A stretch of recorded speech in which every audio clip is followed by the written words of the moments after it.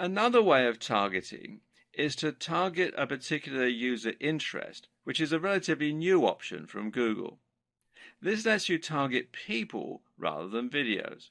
For instance, you might choose to look for people who watch lots of sports videos, who stay up to date with the news, or who like videos on technology. In many ways, this option is actually better than targeting the topics of videos. That's because targeting user interests allows you to look more at the long-term patterns and behaviors of visitors in order to get a better idea of who they are and even perhaps some of their statistics. Look at it this way.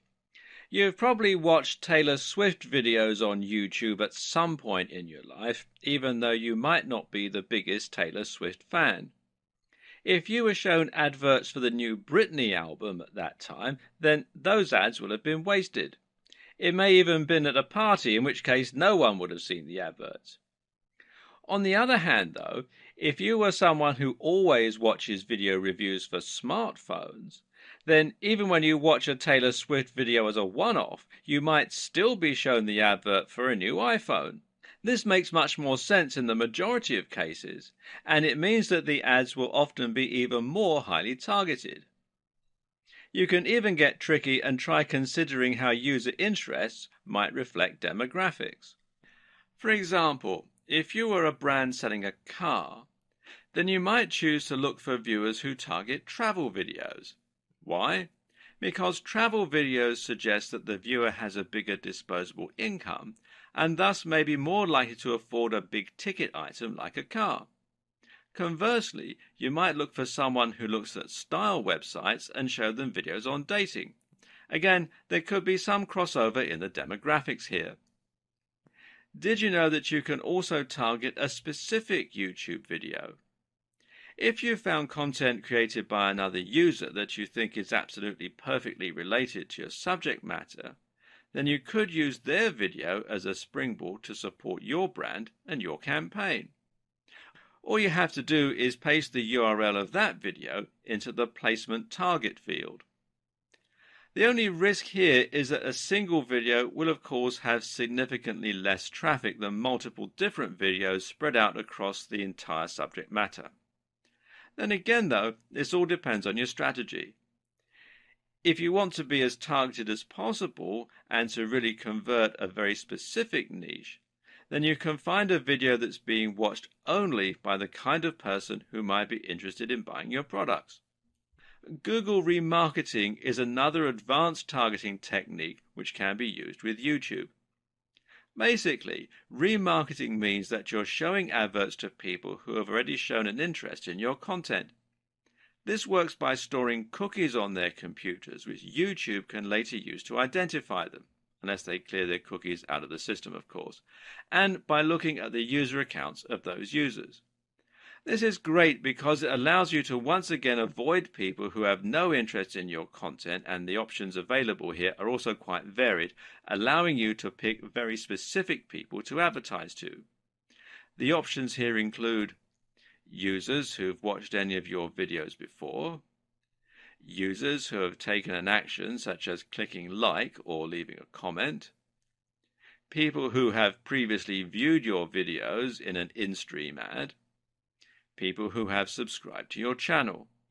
All these options are great, and again they vary in terms of their scope and how targeted they are. Going only for people who have liked or commented will significantly limit the number of people your ads are exposed to. But these are key and crucial people because they've shown a willingness to engage with your content, to actually listen to what you're saying, and to follow links. It shows much more engagement and trust if someone actually interacts with your brand versus simply watching your video, which may even have been a mistake. Obviously, there's also nothing to stop you from using multiple different marketing strategies at once to reach a broad but highly targeted audience. For example, you could opt to use remarketing for people who have liked your content, to put your ads on some specific videos, and to advertise to people with specific interests. Your thumbnail is another highly crucial element of your campaigns, and especially when it comes to in-search ads. Your thumbnail is essentially the small image that will show when your video appears in search results or suggested videos. This is also important for your general YouTube marketing strategy and for all the other videos on your account. The aim of your thumbnail is to grab attention and to stand out amongst the other videos.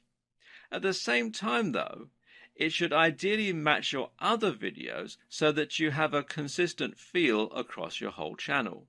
This means that you might use the same font on all your thumbnails, for example. Either way, the ideal thumbnail image is going to be 1280 by 720 pixels. Make sure to at least use this ratio, which is 16 by 9 or widescreen, so that no part of your image is cropped.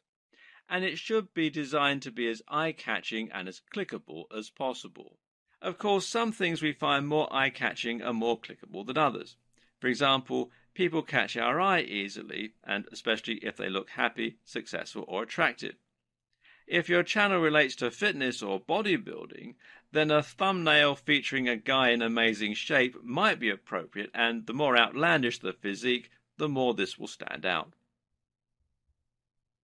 In order for your YouTube advertising campaign to be a success, you need to ensure that you have high-quality videos comprising both your channel and the adverts themselves.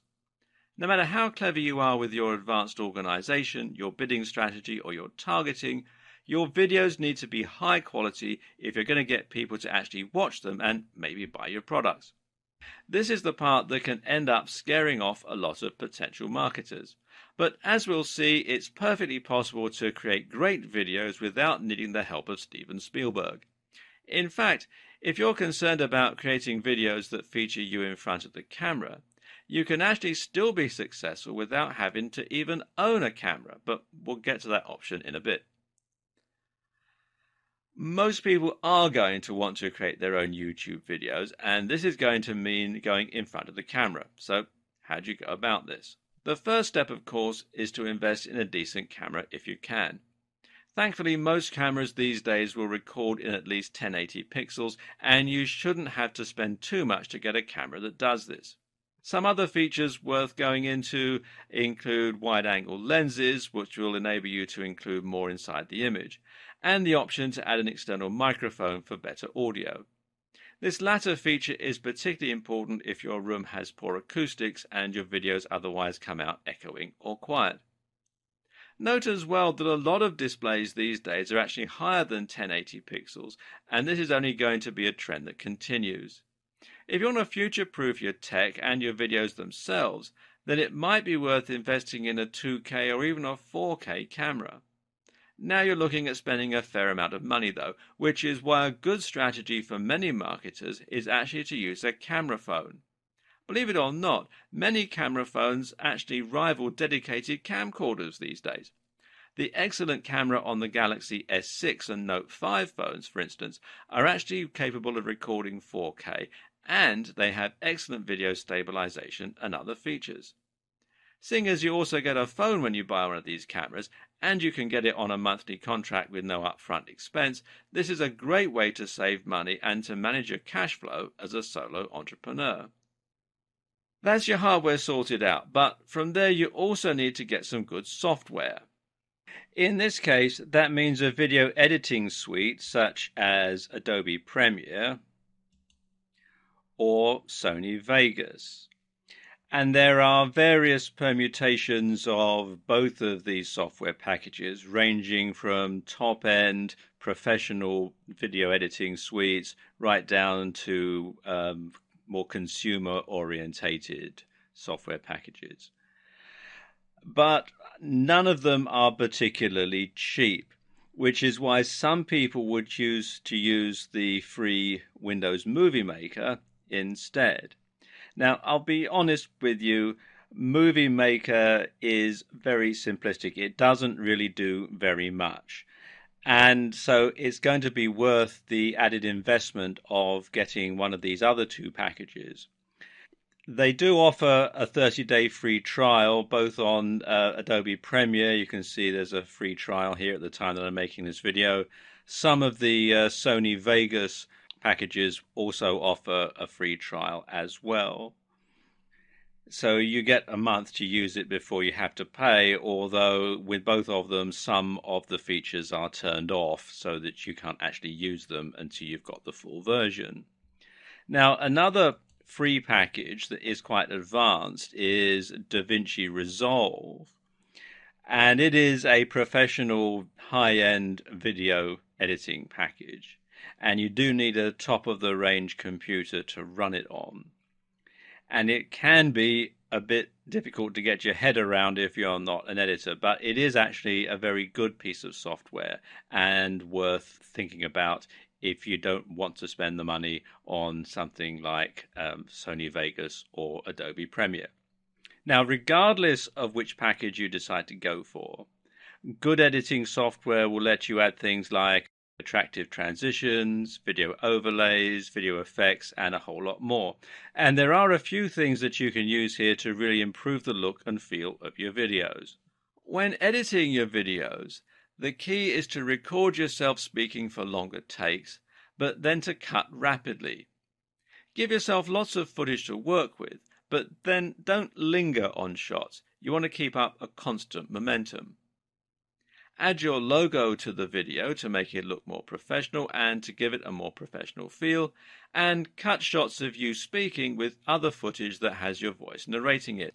Videos that consist of a single person speaking in their bedroom will generally look, low quality and possibly even embarrassing. Adding music in the background can help you to give your video a more professional feel and ramp up the emotion to just how you want it and encourage a sale. When you do this, make sure you don't drown out your own voice and that you don't use music that you don't own the rights to. If you don't have any music to hand, then one option is to consider using a site like Fiverr.com to commission someone to write you a score. Otherwise, you can use music from a band if you know anyone musical, or you can use music that's royalty free, which means that you can use it without paying extra.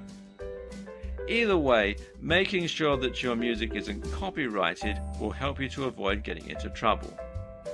Avoiding free music available through YouTube will prevent you from looking unprofessional. If you're going to be featuring in your video, then of course it's important that you look the part. Now, this doesn't mean that you have to be a supermodel, but if you want to inspire trust, then you need to speak confidently and fluently, and you need to be well dressed. If you don't come across on screen as a charismatic presence, then find someone who does. You can hone your presentation skills as well by filming yourself and watching it back. And a general tip is to try speaking more slowly to avoid sounding nervous or stumbling over your words. Also important is the correct lighting. An ideal here is what's known as Rembrandt lighting, where you light your face from the side in order to create some contrasting shadows. You should also look into setting up your backdrop to look professional, and you should choose somewhere with good acoustics unless you're using a microphone.